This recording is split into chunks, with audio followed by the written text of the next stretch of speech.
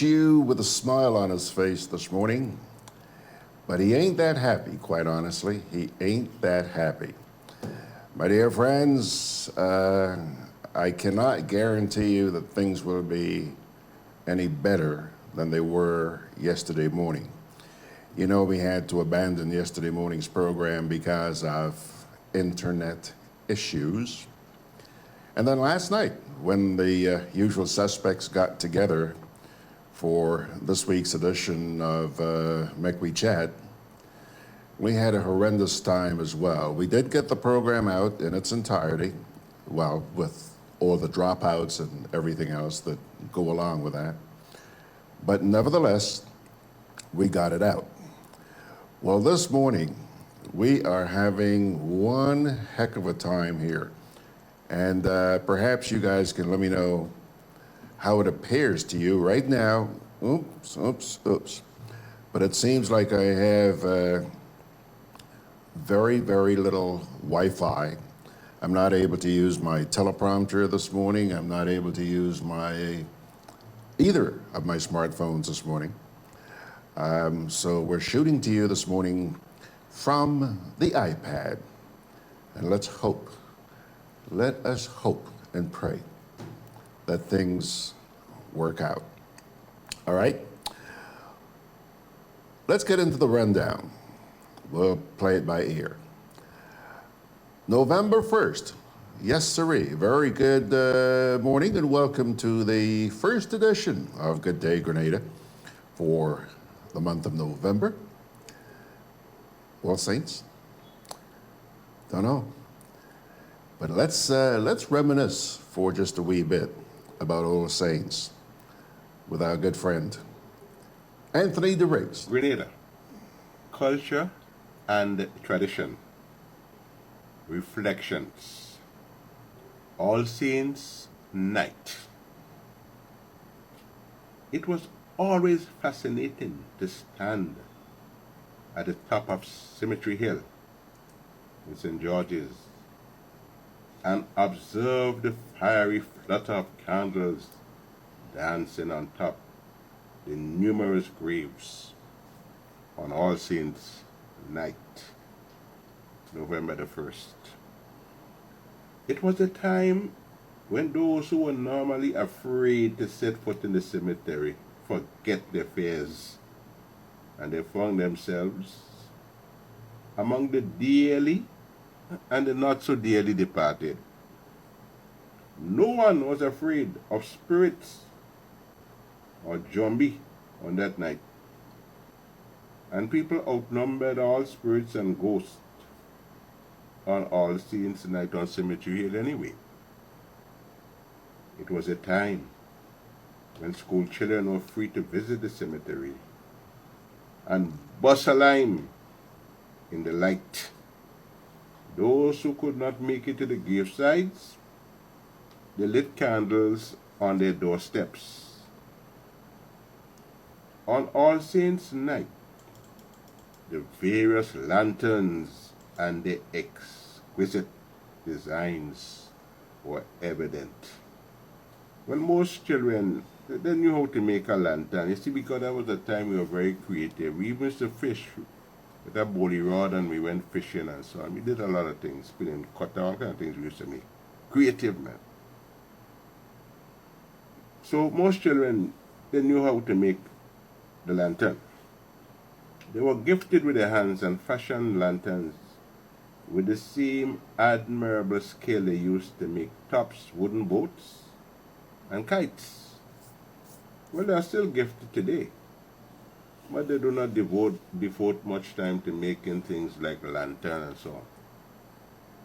Now, the bowling lantern was prominent on All Saints Night, well crafted from the fruit of the calabash tree, and good care was exercised when the internal part of the bowling was removed. So if that broke, you can't make no lantern. So we had to be careful. Now, there are people who had no patience at all, young kids and so on, no patience. So, no patience to make a bowling lantern. So, they got the Milo on the Ovaltine can, and they punch holes into the can so that air got in to keep the candle glowing.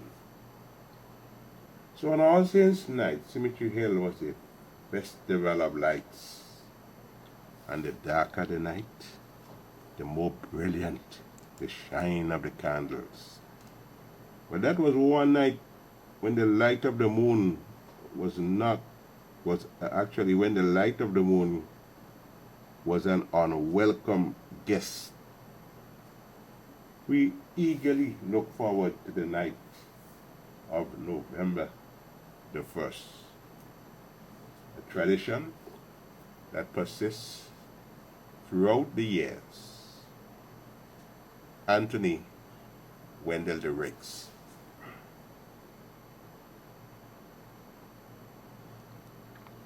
Okay, there goes good old Anthony. I have to admit, I'm a little bit surprised, and perhaps I missed it, but I did not hear the word Asham mentioned. Did you? Because to me, that's what All Saints, when I was a kid growing up, that's what All Saints was predominantly about. Okay, now let's see here. Hazel is in there this morning. Anthony says, good morning from windy New York. Ernesto is saying good morning. Kipling sending his blessings, and Oswin is saying good morning to you guys. Ernesto says it's coming in clear and sounds great. GG, no internet problems. Well, whoop-de-doo. Good for you. Congratulations. Because as far as I see here, I'm not actually going out on the internet right now, as far as I can see here. Internet seems to have now gone kaput, fini, bye-bye. But we're going to truck along, and hopefully it will be back in time so that we can get this up for you shortly after the program is completed.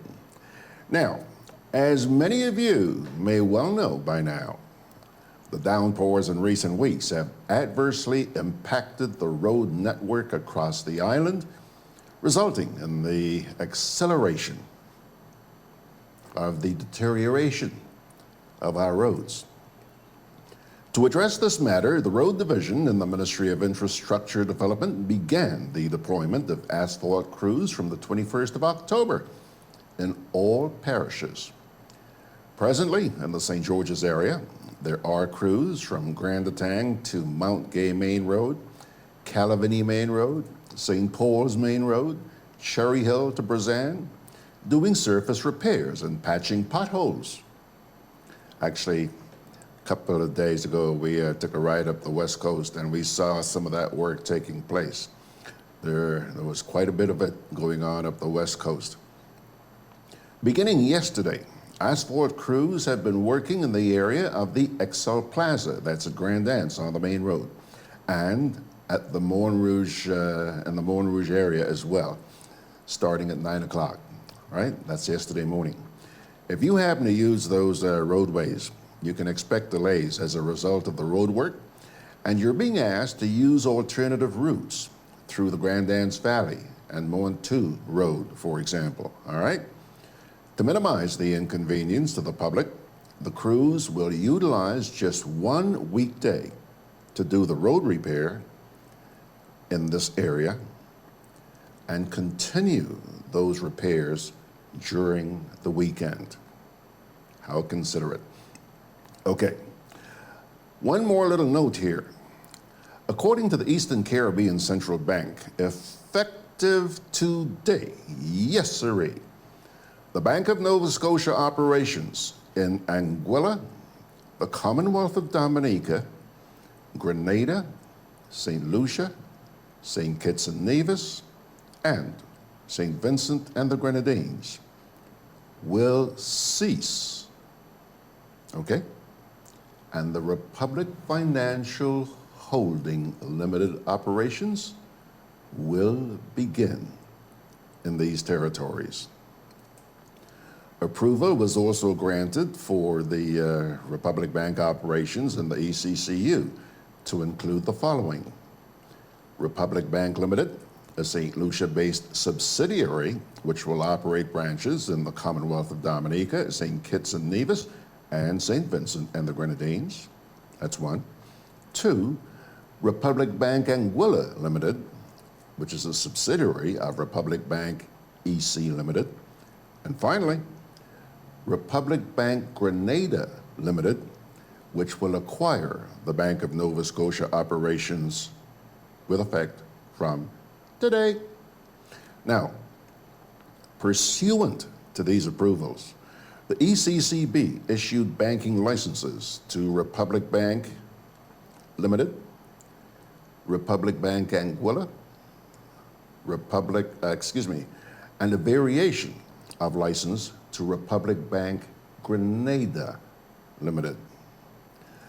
The banking business vesting orders have been signed and gazetted in Anguilla, the Commonwealth of Dominica, Grenada, St. Lucia, St. Kitts and Nevis, and St. Vincent and the Grenadines.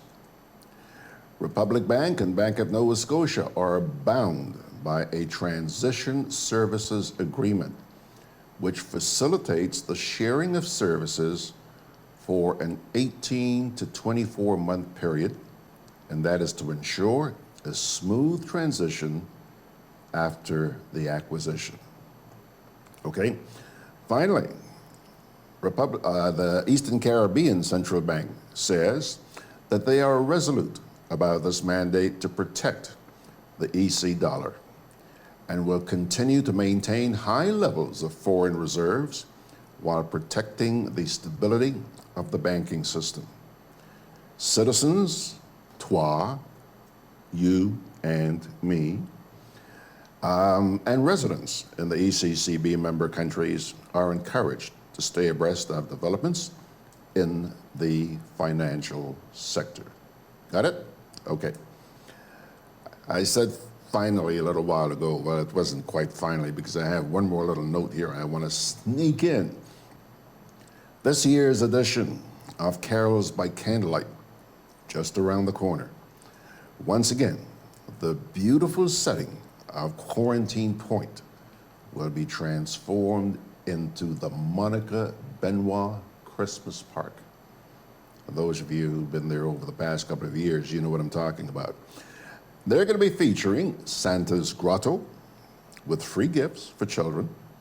There's also going to be a bonfire, carol singing, family movie, specialty food, wine lounge, and many more activities. The concert will be produced by Ricardo Keynes Douglas 1 month from today, December 1st.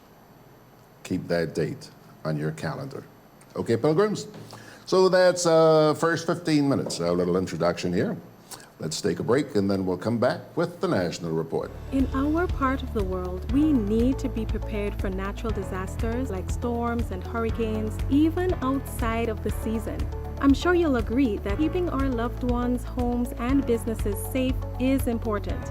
So, I came up with a few quick tips to help you stay safe. First, make a family disaster plan and ensure that everyone in your household is familiar and comfortable with it. Remember to add batteries and flashlights to your emergency kit. Now, for electrical safety.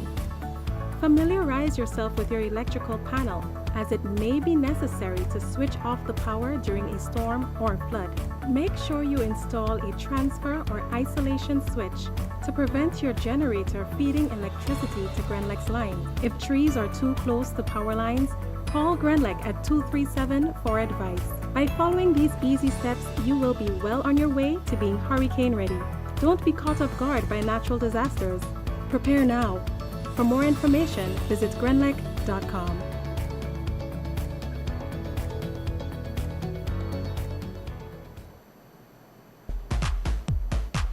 I'm always on the move. Training, traveling, competing. So it's good to know I have Quad Bank in the palm of my hand. Introducing e-banking, one of many customer convenience services from Grenada Cooperative Bank, and there's more to come. It's swift, simple, and secure. Welcome home.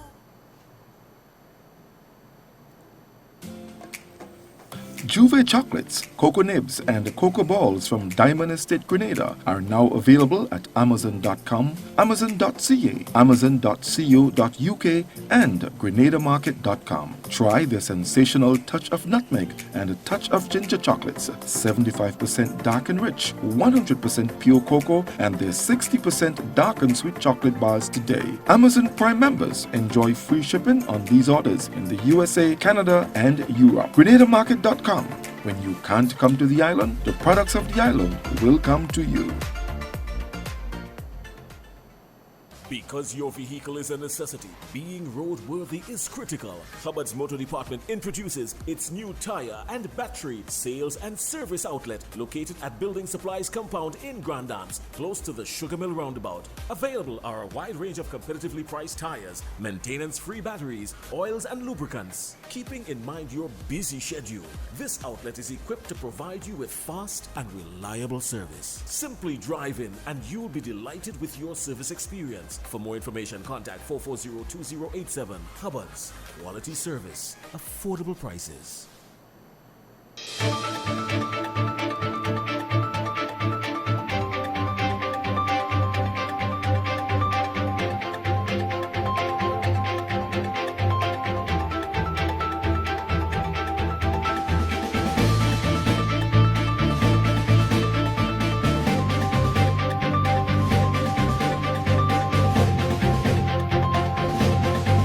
Grenada government provides relief for retired public servants. Details to this story and more in the national report.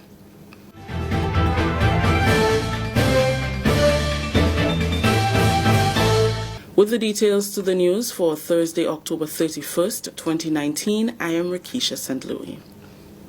A promise by the government of Grenada to bring greater financial security and improved social well-being to retired public officers who are currently not receiving benefits from government is now a reality. The advanced payment to qualifying retirees commenced Wednesday, October 30th at the Ministry of Finance. These retirees received the payment inclusive of retroactive benefits. Thereafter, the monthly payment from government will be the top-up that will ensure that retirees receive at least 70% of their last salary when combined with the NIS benefit. This payment is provided as a buffer while the public awaits the court ruling on the matter of pension for public officers. Beneficiaries expressed their gratitude to the government for this initiative. Now the Prime Minister has took upon himself also to assist me and the other colleagues, and I'm very grateful to you, Mr. Prime Minister, and I thank you for the move you have made. I will say that the Spirit of God has moved upon your heart, and I want to say thank you very much, sir. This whole thing, that we welcome that, and we do appreciate that, right? Because we didn't expect what we get. So we're going to make it work. And we are thankful and we are grateful for it. We thank the doc for that. The members of staff who have put everything together, the hard days, the hard nights, the paperwork, etc., etc. We do appreciate that. And we thank you from deep within our hearts. I know my Prime Minister was not going to neglect me. I know he was not going to neglect me because I told him he had promised me and he should keep up his promise in that interview. I'm very grateful, you know. This has brought a lot of comfort to me, you know. I have little things to do like my bills, you know, some of the utility bills I have to pay and so on, you know. This has meant a lot to me, you know. I'm going to use it wisely. I'm happy, you know. It could have been better, you know, it could have been better. But there are times when you have to take it and run. You have to take what you get and run with it, you know. Okay, I'm grateful. Prime Minister, thank you. Thank you very much. Some retirees recall the challenges they faced without any pension and lauded the initiative of the government. Before retiring, I realized that I had a concern about my pension, and other workers was also complaining about their pension. So I went personally to the Prime Minister and I spoke to him face to face. And I also went to the media. And I had my concern and I viewed my concern concerning the pension. And I think it was a good move I made, because here I am today that the Prime Minister could have given us a check in advance towards our pension. And I'm very grateful for it because the times were very hard from since 2017 when I retired, September 5th. It has been a bit rough because without no pension, it's a difficult undertaking with people who have built their homes to live and having to pay mortgage. It was quite difficult. So I think this initiative by the government to come up with that solution at the moment, maybe a temporary solution, but I think it's very good. As Dr. Mitchell himself put it as the Prime Minister, it's more a moral thing rather than a legal thing. And I think he understands the pressure that people have been feeling over the years. So it's very good, this undertaking from the government. Prime Minister and Minister for Finance, Dr. the Right Honourable Keith Mitchell, described the occasion as historic, significant and extremely close to his heart. This proposed advance payment covers one category of retirees. Government acknowledges that other retirees will be considered in future phases of this initiative. Continuing the news, the Eastern Caribbean Central Bank, ECCB, says effective November 1st, the Bank of Nova Scotia operations in Grenada, Anguilla, Dominica, St. Lucia, St. Kitts and Nevis, and St. Vincent and the Grenadines will cease, and the Republic Financial Holding Limited operations will commence in these territories. On September 6th, the ECCB, in consultation with the ECCB Monetary Council, approved the application for the transfer of the assets and liabilities of the Bank of Nova Scotia to the Republic Financial Holding Limited in the territories. Approval was also granted for the Republic Financial Holdings Limited to include Republic Bank, the Eastern Caribbean Limited, a St. Lucia-based subsidiary which will operate branches in Dominica, St. Kitts and Nevis, and St. Vincent and the Grenadines. Republic Bank Anguilla Limited, a subsidiary of Republic Bank EC Limited, and Republic Bank Grenada Limited, which will acquire the Bank of Nova Scotia Grenada operations. The ECCB says it is resolute about its mandate to protect the EC dollar and will continue to maintain high levels of foreign reserves while protecting the stability of the banking system. This is the National Report. More news after the break. Did you join the public service on or after February 22nd, 1985 and have since retired? This might be important to you. Government understands that the NIS pension may be insufficient to take care of your needs. So, while it awaits the court's ruling on the matter of pension for public officers, government has taken action to protect your quality of life so that you can take care of your needs in the meantime. Persons who joined the public service on or after February 22nd, 1985 and served continuously in an established position for a minimum 26 years and 8 months and retired at age 60 may be eligible to receive an advance payment, which when combined with NIS represents 70% of their last salary. For more information, call or visit the Pension Secretariat in the Department of Public Administration, Ministerial Complex, 440-3767. Welcome back. The government of Grenada has begun construction work on the Simone Cultural Centre in St. Andrew, bringing with it added employment opportunities in the parish. Phase 1 of the project entailed demolition of the existing pavilion. The second phase of the project, which is currently underway, has a contracted cost of $200,000. It involves fencing the perimeter. The Government Information Service accompanied Honourable Kate Lewis, parliamentary representative for the constituency of St. Andrew North East, on a tour of the project on Wednesday. She says this is important not only for her constituents but the entire country.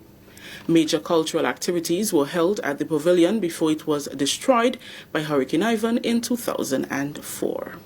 What we are seeing here is actually the second phase of the Simone Cultural Centre project. Last year we did the first phase, which was the demolition of the old structure. So in the second phase, the fencing of the grounds for the cultural center. It is important that we fence before we start the construction because we need to protect the materials and everything else that will be there. So what you are seeing happening now is the preparation for the actual fencing. So you'll see some of the holes been dug and the poles been planted or so. But this is the second phase. She says the project has already generated employment for a number of men in the community. So far, the contract has already been signed and the work is taking place. The contractor is on scene with some of the workers here. We expect to have, throughout the whole project, over 20-30 persons involved on a rotation basis employed in the fencing phase of this project. The estimated cost of this project is almost $200,000. We had budgeted over $300,000, but based on the work that has to be done, it's over $200,000. Kurt Rennie is the contractor for Phase 2 of the project.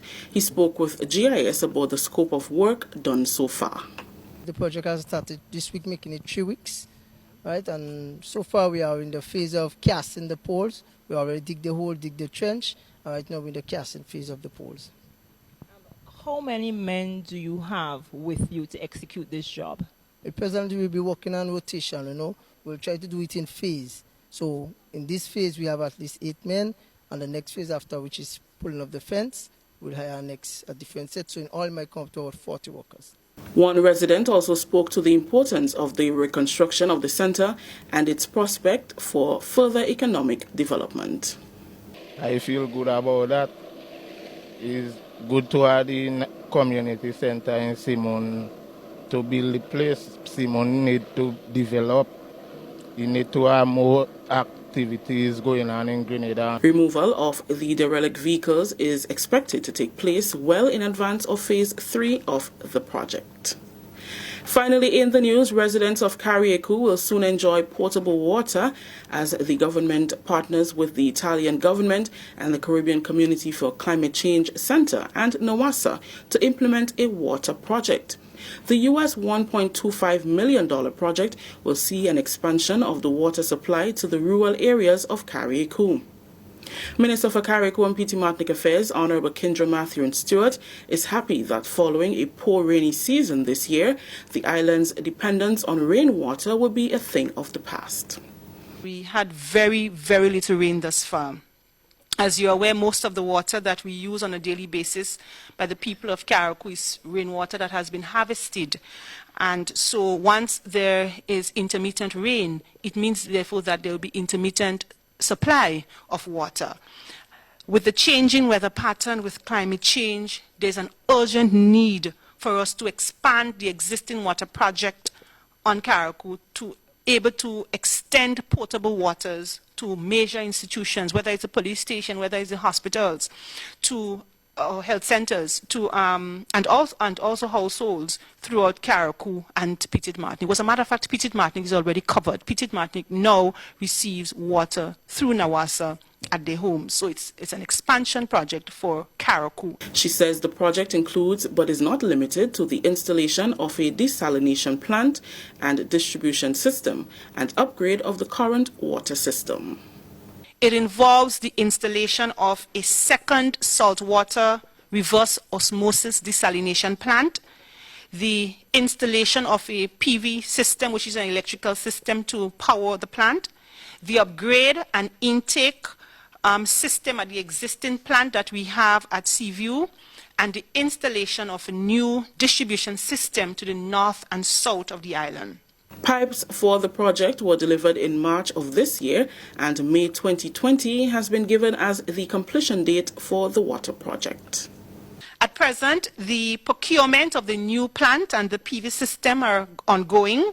NAWASA is looking at options for site for the new plant in the Windward area. Further, NAWASA and of course the Caribbean Community Climate Change Center are finalizing a new implementation schedule for the remaining works. It is expected that an environmental and social assessment, impact assessment at the new location once identified will be done. The project also entails the procurement and installation of the new plant and of course the PV system, the upgrading and intake of the present plant to improve its reliability, the installation and distribution of lines to the existing plant to the hospital, and also throughout the south, from 6 roads to Hermitage, including Leste and Lauriston. That story just ended the national report for today, Thursday, October 31st. Let's recap the top story. Grenada government provides relief for retired public servants. On behalf of the entire news team here at the Government Information Service, I am Rikisha St. Louis saying thank you for joining us. Until next time.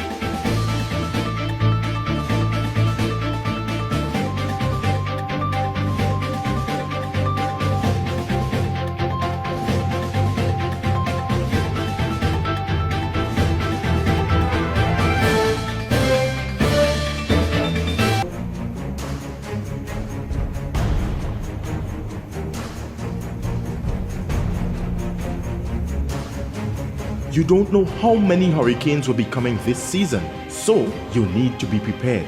At Hubbard's Hardware and Building Supply departments and Food Fair supermarkets, everything from canned foods, flashlights and batteries, to plywood, tarpaulin, lanterns, roof repair kits, water tanks, etc. are available.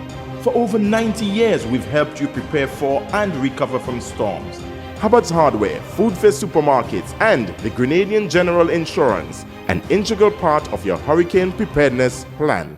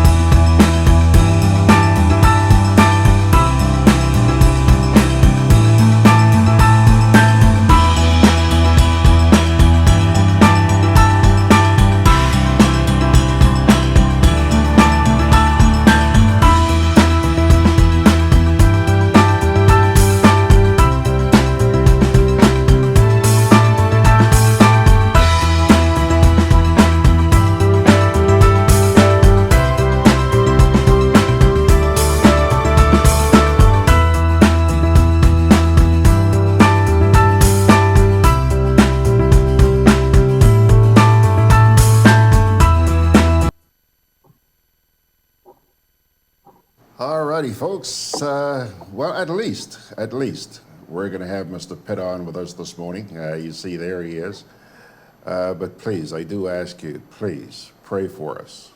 You know that I'm a believing person, and I really do believe that God will deliver us from this scourge. It is a nuisance. It's not just hurting me. It's hurting you, the viewers. It's hurting the country. Let's say now, good morning to Mr. Brian Pitt, and how are you, sir? Good morning, George. I am great. I take it the internet is giving you some problems. For the last couple of days, yes. Yesterday morning and last night was a fiasco with McWeChat, and again this morning. But this too shall pass, my friend. So what's up, Mr. P? I am about to ask you the same question. What's up with you? Well, I'll tell you. You know, I thought about you. I thought about you a couple of days ago. We were taking a drive up the West Coast a couple of days ago to shoot a sort of television documentary. And I was very, very impressed to see the quantity of debushing. You drive up the West Coast, man, and every couple of feet, people are debushing. Have you been up there recently?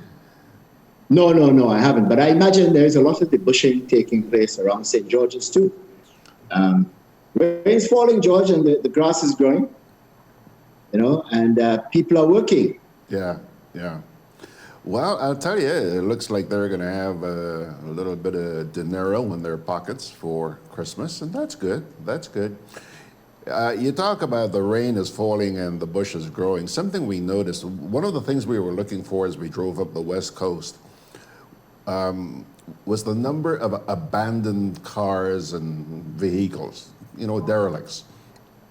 And the people who took me on this tour were a little bit disappointed because there are areas where people throw a lot of these vehicles over a cliff. But there's so much stuff there now, so much growth, that you cannot see the vehicles anymore. There's one I saw which I thought was really crazy. We were coming down to St. George's via Grenada, and just before you get to the Great House, off on your left, somebody actually threw a refrigerator, Brian, a refrigerator, just dumped it over on the side. Can you, even in our rainforest, Brian, we're dumping stuff?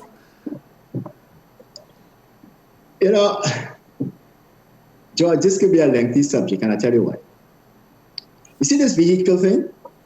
And it's going to get worse because of the amount of vehicles that's coming into Grenada. And some of them are very high-end vehicles that we can't get parts for, or we can't afford the parts for some of these vehicles. Maybe somebody need to think outside the box, George, and create a dive site for derelict vehicles. Like they did with the Coast Guard cutter? Like they did with the Coast Guard cutter. And the diving industry is becoming very, very big and important to Grenada, I understand. So we can pick a place in the ocean somewhere and bleed the vehicles of all the oil and stuff and put them in there. And you can dive the site to see vehicles that might be new vehicles now, but 10 or 15 years from now, they might be vintage. Might be vintage. So we can have a dive, we can have a dive site for vehicles. Okay. Okay. And I'm being very serious, George. We have to make use of what we have because this vehicle problem is not going to go away. It's going to get worse and worse. As a matter of fact, when the last time you passed along the Port Highway? The Port Highway? Yes. Sometime last week, yes, on the way to Grand All right, so, okay. Right next to Miss Banfield's shop on the Port Highway, there are 3 huge pieces of equipment there that are used to lift the containers of the boats. Okay. Yes? You look for them. There are 3 huge cranes that is used to lift the containers of the ships. We can create another dive site for those. Yeah. Because none of them working. Yeah? So maybe we got to think outside the box and see how we can use some of these things that are creating some environmental problems. Well, since you're involved in the tourism industry, may I take the liberty of asking you to make a suggestion to the Grenada Tourism Authority? No, George, let's not go there. You're going to open another can of worms. There's nobody listening. You mentioned the number of vehicles that are coming into the country. Is there any way to curb that? Do you think we could really curb that without any backlash? Well, the first thing we have to find out, the question we have to ask ourselves, George, why are people buying vehicles? And until we can answer that question, we might not be able to stop the importation of vehicles into Grenada. I think I said on this program, people might be buying vehicles because it is cheaper for them to buy a vehicle, run it from St. Patrick's or St. Andrews to town to work, than it would be to rent an apartment in town. Yeah. So until now, unless we get behind all of this stuff, George, we're going to have these problems. I have mixed feelings about this because, I don't have a vehicle, and boy, I really, really need a vehicle because there's so much more that I want to do with the programs that I put out. And if they were to stop these vehicles from coming in, oh my gosh, what would I do? Have to come and beg you for a ride? Thumb a ride from Brian? But George, even though you have a vehicle right now, you might have difficulty driving on the road, because we have lost our traffic manners. It's kind of hazardous to drive in Grenada right now you drive, it's a defensive driving. We drive for our car and the vehicle approaching us, or the vehicle passing us. So driving is becoming hazardous because of the number of vehicles on the road, and everybody seems to be in a hurry. You know, in that sense, I agree with you, Brian, and that's one of the things that makes me happy that I don't have a vehicle. It's not just the volume. I think the traffic situation could be alleviated somewhat, tremendously, if we had a different mindset. It's just the attitude of the drivers. Don't you think that has a lot to do with it? Yes, it does, George, but we also have to look at the flow of traffic and figure out how we can move vehicles easier. And I take, for example, that piece of road by you. There's no reason why that road should be two-way traffic. Yeah? Well, and there are a lot of roads in Grenada like that, George, where you have two-way traffic. It doesn't make sense because we have a lot of road. The road structure in Grenada is probably the best in the Caribbean. This gets back to what I was just talking about, attitude, because I understand what you're saying. He's talking about the Woolwich Road here, which goes out to Lucas Street. Brian, do you know that in the morning, I think from 7 o'clock until 9 o'clock, there's a no entry sign that's saying you should not enter Woolwich Road from Lucas Street? And people still enter. And I keep saying, if you want to learn cuss words, you come and sit on my balcony here for a few minutes during rush hour, and you'll hear. Yeah. Because it's just the mindset, you know? So. Well, you know. All right. George, did I hear recently that we are amending the CBI Act, the act that controls the Citizenship by Investment Program? Yeah.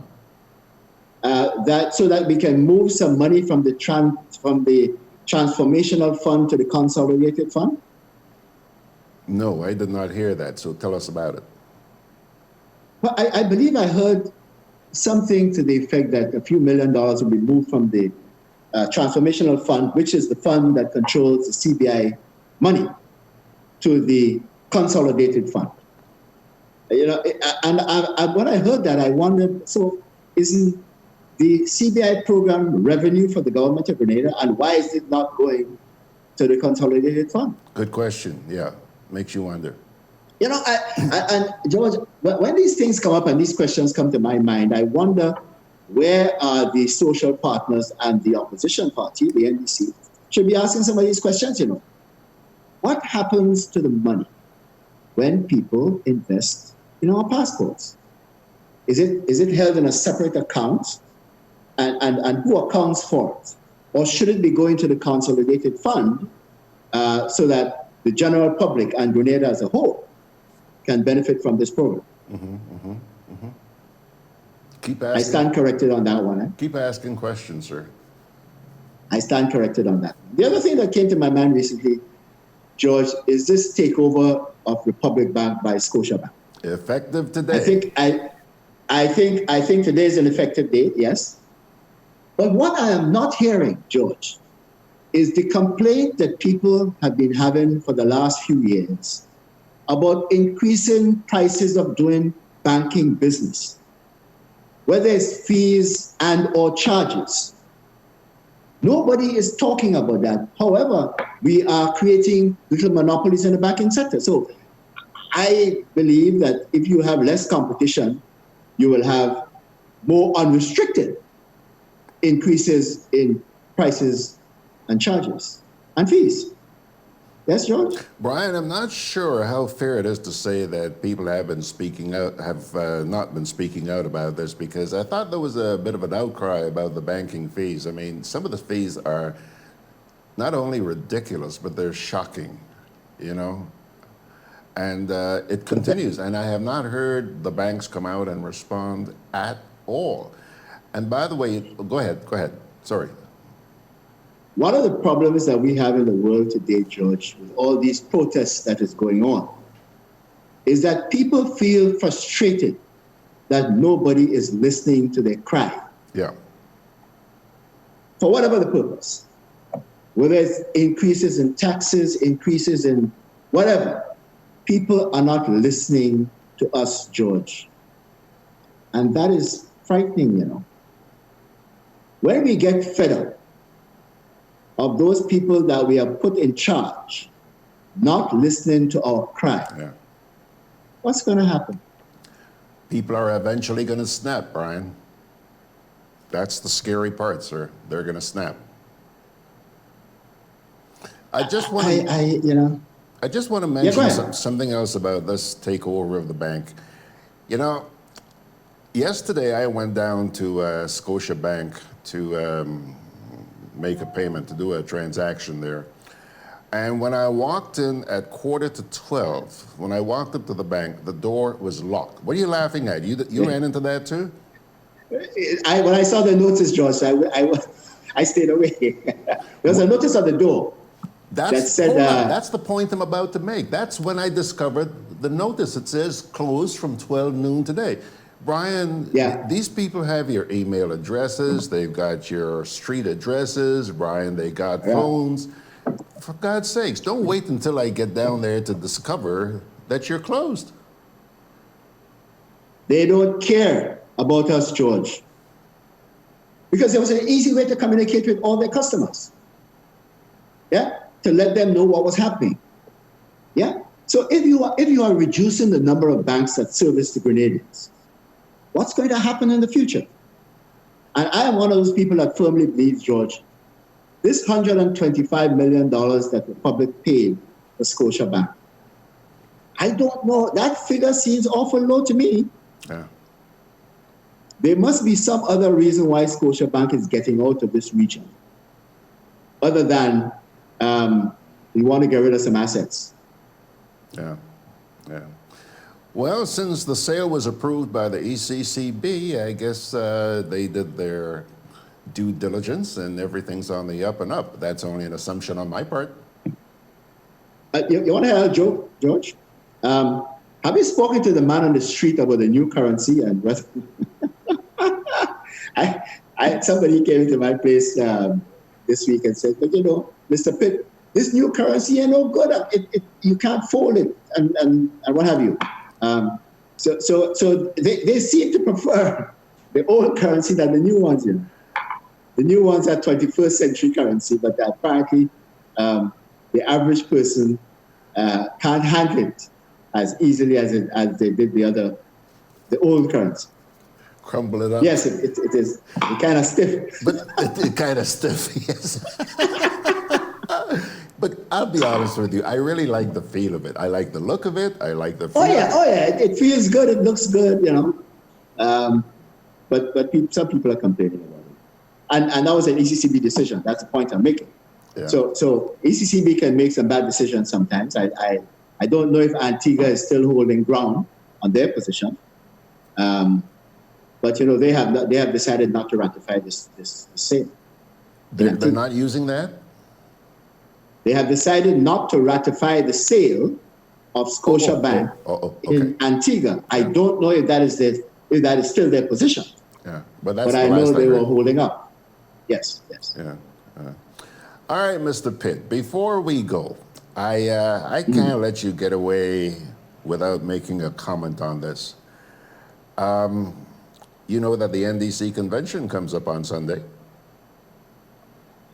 Yes, and I am looking forward to the NIS making a presentation at the NDC convention.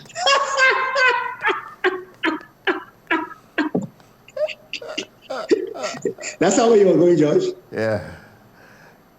That no, one, I mean, that one was a boo-boo. Yeah. That one was a boo-boo. Well, no. I believe that the NDC should not leave any stone unturned to invite the NIS to make a presentation at their convention. Okay. Let's see if it happens. Again, I ask you, don't hold your breath. No, I'm not going to hold my breath. No, a lot of people... Breathing is... Go ahead. Go ahead. No, you go ahead. A lot of people. Yeah, go ahead. No, I was saying a lot of people are going to be looking at this one. By the way, I found a convention last weekend by the NNP to be very low-keyed. The only big thing I heard the day after the convention was that we now have a new Minister of Information. And your dear friend, Mr. Galloway, has been relegated to just disaster management. You know, the way the press release was written, it leaves one with the impression that the other portfolios which he held have all been taken away, and he's just Minister of Disaster Management. And I was wondering if that was done deliberately. And if it was, I sympathize with those of us who are depending on the agency or disaster management in this country to be properly managed. It would seem by that move, George, that we might be moving to an early election, you know. Hello? Because we now have to look good in the public domain. We can't afford some of these people that causing us some embarrassment. Yeah. So we're going to see some more movement, George, to make sure that that we have a good presence in the community. Okay. I hope you're right. Now, getting back to the actual convention, tell me something, Brian. If you had a couple of minutes to speak to the National Democratic Congress, they got some big challenges ahead of them. I wouldn't want to be in any government who replaces the current government.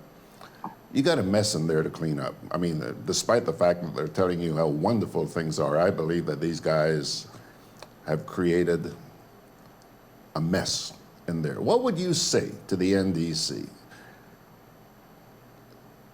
George, the first thing you have to do is win an election, huh?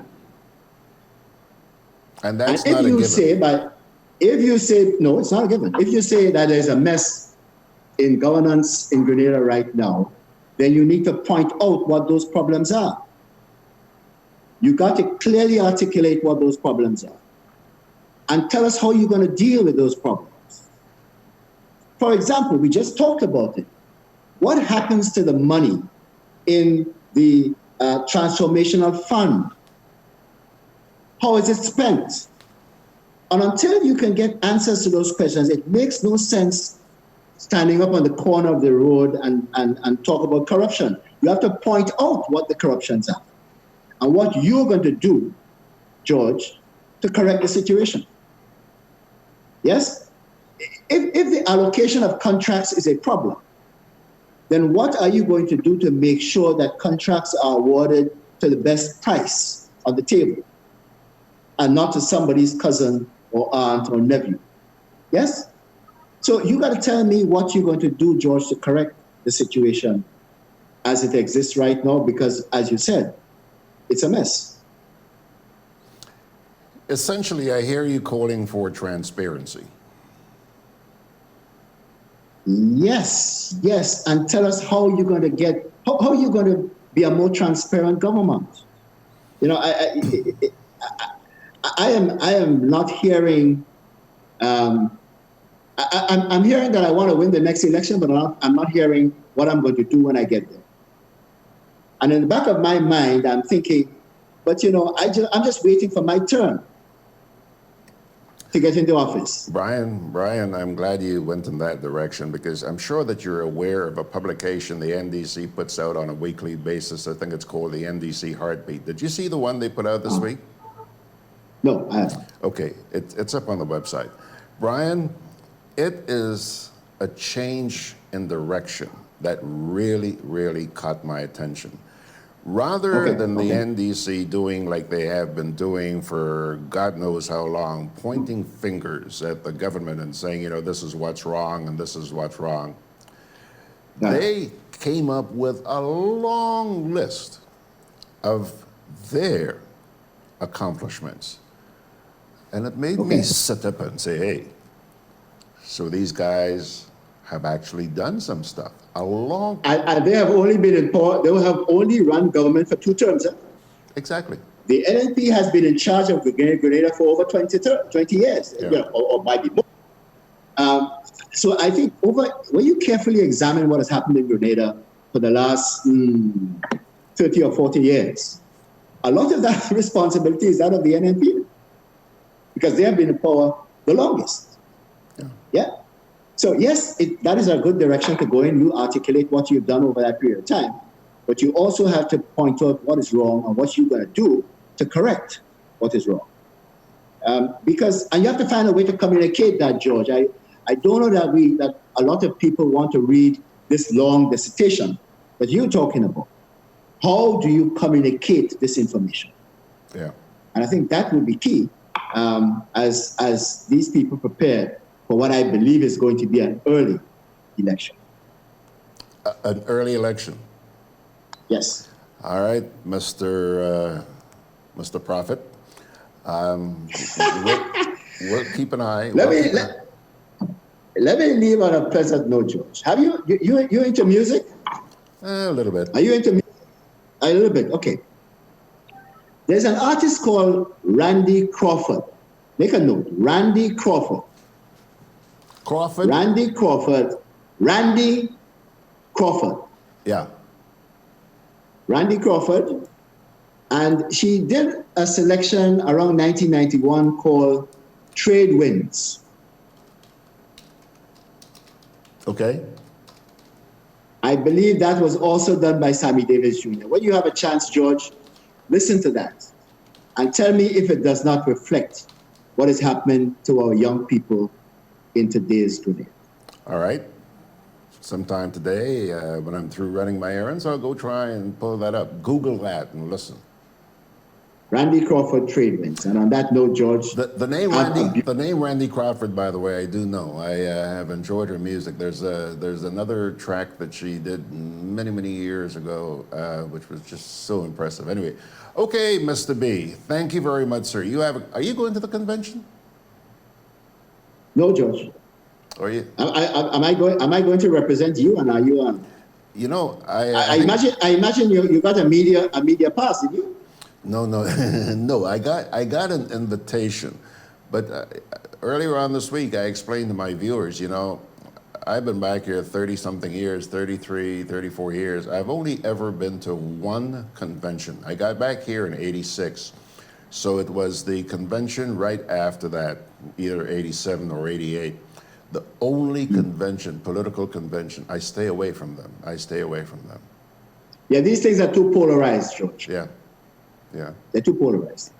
Okay, Mr. Pitt. Thanks for the pit stop. Have a stop. great weekend. Take care. Okay. There he goes, my dear friends. Mr. Brian Pitt with his Friday morning pit stop. Thank you very much.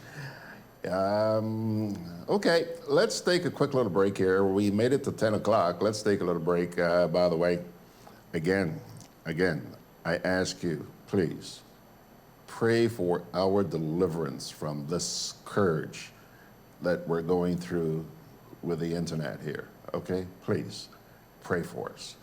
Break time, and then we'll come back and wrap it up. Hey, what? I just came from the land and this sign here caught my eye. What's that sign about? Someone must have asked GRENADABROADCAST to move a pole. But you know, there's no space reserved on the side of the road for planting poles. So GRENADABROADCAST has to get permission from landowners, and that can take a lot of time. Oh, GRENADABROADCAST asked me to help them contact my neighbor Ben about planting a pole on his land. But Ben passed away. His children own the land, but they all live abroad. That's why GRENADABROADCAST needs customers to inform them in writing at least 3 months in advance. 3 months? All that? It seems like a lot, but think about the time it will take for GRENADABROADCAST to find and get permission from all of Ben's children. And sometimes moving one pole requires you to move the pole before, the one after, plus the wires that support them on the ground.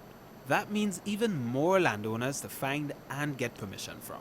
Then GRENADABROADCAST needs to schedule their teams and notify customers about any power outages. Well, I need the pole on the farm moved, so I'm going to write GRENADABROADCAST a letter now. GRENADABROADCAST, energizing our Grenada. Can I have a chicken lunch, please? Large. Real nice today. I don't want that. But you just asked for a chicken lunch. I don't have problem with the lunch. Afraid the container. What is the problem with it?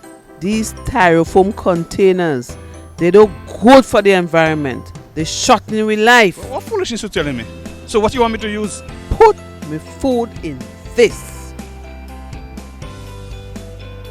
Where you get that? At the food fair, where you could get all biodegradable food boxes and disposable food supplies like cups, plates, anything you could think about. Name it, it's there. And they don't harm the environment. Food fair, taking the lead in cleaning up and protecting the environment. Hey, like you take me advice, you get in your biodegradable food supplies. Well, girl, I supporting who supporting the environment. That is why I shop in at food fair. Food fair, where you can fill your baskets without emptying your pockets. Products distributed by Hubbard's agency, Kirani James Boulevard. Alrighty, folks, just before we go, a parting word from the Holy Scriptures. Today's reading comes to you from the book of Matthew, chapter 6, verses 19, 20, and 21.